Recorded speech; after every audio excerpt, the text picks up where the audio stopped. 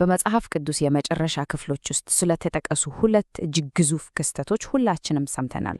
አንደኛው የበጉ የሰርግ ራት ሲሆን፣ ሁለተኛው ደግሞ የሺህ ዓመቱ መንግሥት ነው።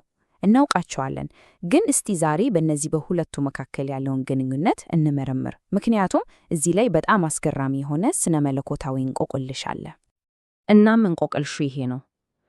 ታላቁ የሰርግ ግብዣ መጀመሪያ ነው ወይስ የሺህ ዓመቱ የሰላም ንግሥና? እውነት ለመናገር ይሄ ጥያቄ የብዙ ሊቃውንትን ጭንቅላት ለዘመናት ሲያከራክር የኖረ ጉዳይ ነው። እሺ፣ እንግዲህ ይህን እንቆቅልሽ ለመፍታት የምንሄድበት መንገድ ይህን ይመስላል። መጀመሪያ ሰርጉና መንግሥቱ ምን እንደሆኑ እናያለን። ከዛ ስለተለያዩ የጊዜ ቅደም ተከተሎች የቀረቡ ሦስት ዋና ዋና ሐሳቦችን እንመለከታለን። በተለይ ደግሞ በስፋት በሚታወቁት በሁለቱ እይታዎች ላይ እናተኩራለን። አንደኛው ግብዣው ይቀድማል የሚለው ሲሆን፣ ሌላኛው ደግሞ ግብዣው ራሱ መንግሥቱ ነው የሚል ነው። በመጨረሻም ምናልባት የሁሉ ከኛ አቅም በላይ የሆነ ጉዳይ ቢሆንስ የሚለውንም እናነሳለን። እስቲ እንጀምር። እሺ፣ መጀመሪያ እስቲ ሁላችንም የምንነጋገርበትን ነገር በደንብ እንረዳ። የበጉ የሰርግ ራት ስንል በክርስቶስና በቤተ ክርስቲያን መካከል ያለውን የመጨረሻውን የከበረውን ውህደት እያሰብን ነው። የሺህ ዓመቱ መንግሥት ስንል ደግሞ ክርስቶስ በምድር ላይ ለ1000 ዓመታት የሚነግስበት የሰላምና የጽድቅ ዘመን እንደሆነ የሚነገርለትን ትንቢት ነው። ታዲያ ሊቃውንት ይህንን የጊዜ ቅደም ተከተል እንቆቅልሽ እንዴት ነው ለመፍታት የሞክሩት? በዋናነት 3 አይነት መላምቶች አሉ። እያንዳንዳቸው ደግሞ የራሳቸው የሆነ መንገድ ነው የሚያሳዩት። ዋናዎቹ አማራጮች እንግዲህ እነዚህ ናቸው። አንደኛው አመለካከት ሰርጉ ከመንግስቱ በፊት ነው ይላል። ሁለተኛው ደግሞ ሰርጉና መንግስቱ እኮ አንድ ነገር ናቸው ብሎ ይከራከራል። ሶስተኛም አለ፣ እሱ ደግሞ በተቃራኒው መንግስቱ ከሰርጉ በፊት ነው የሚል ነው።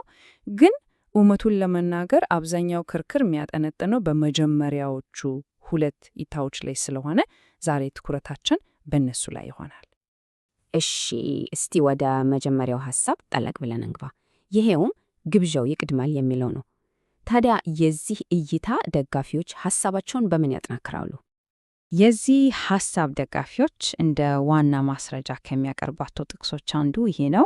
በተለይ ሚስቱም ራሷን ስላዘጋጀች የምትለው ቃል ላይ ነው የሚያተኩሩት። ዝግጅቱ አልቋል፣ ይህም ማለት ሰርጉ ከመንግስቱ በፊት የሚፈጸም የከለየ ክስተት ነው ብለው ያምናሉ። የዚህ አመለካከት ዋና ምክንያታዊ መሰረት አንድ ውስብስብ ስነ መለኮታዊ ጥያቄን ለመመለስ ነው። ነገሩ እንዲህ ነው። እስቲ ያስቡት። ከሺህ ዓመቱ መንግሥትና በኋላ በታላቁ ነጭ ዙፋን ፍርድ ጊዜ ከሞት የሚነሱ ቅዱሳን አሉ። ሰርጉና መንግሥቱ አንድ ከሆኑ እነዚህ ቅዱሳን ታላቁን የሰርግ ድግስ አመለጣቸው ማለት ነው። ችግሩ ገብቷቸዋል አይደለም? እናም ይሄ እይታ ሰርጉ መጀመሪያ ስለሆነ ያ ችግር አይኖርም ይላል።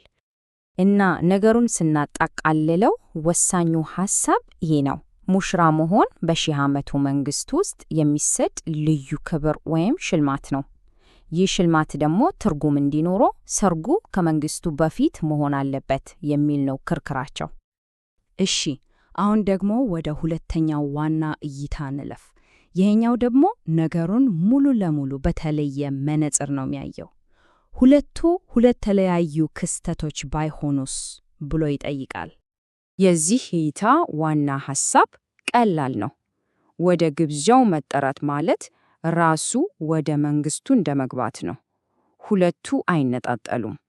ስለዚህ ግብዣ የሚለው ቃል ከመንግስቱ በፊት የሚደረግ ድግስ ሳይሆን ለሺህ ዓመቱ ልምድ በሙሉ የተሰጠ ምሳሌያዊ ስም ነው ይላሉ።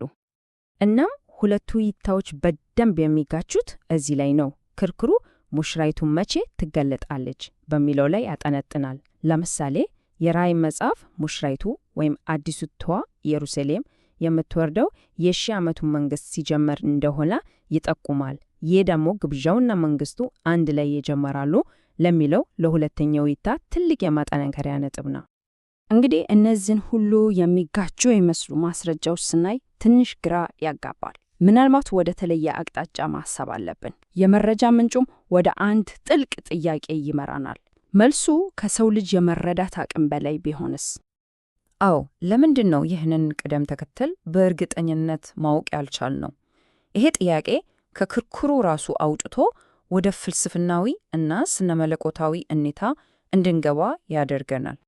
ይህ አባባል የነገሩን ዋና ሐሳብ የያዘ ይመስለኛል።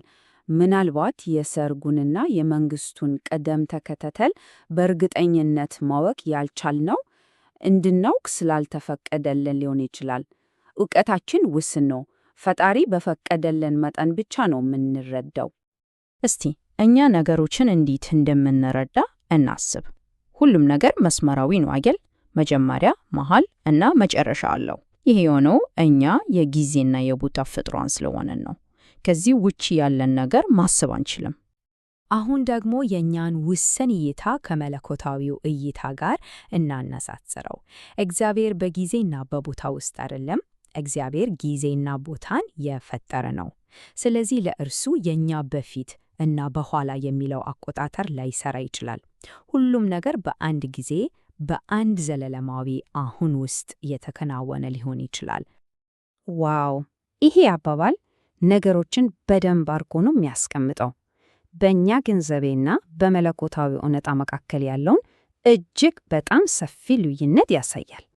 ናም ይህ አንድ የመጨረሻ ኃይለኛ ሐሳብ ላይ ይጥለናል። ምናልባት እኛ መቼ በሚለው ላይ በጣም አተኩረን ምን የሚለውን እየሳተን ቢሆንስ?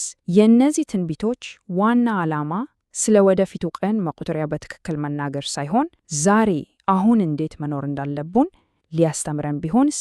ይህ በእርግጥ ሊያስብበት የሚገባ ጉዳይ ነው።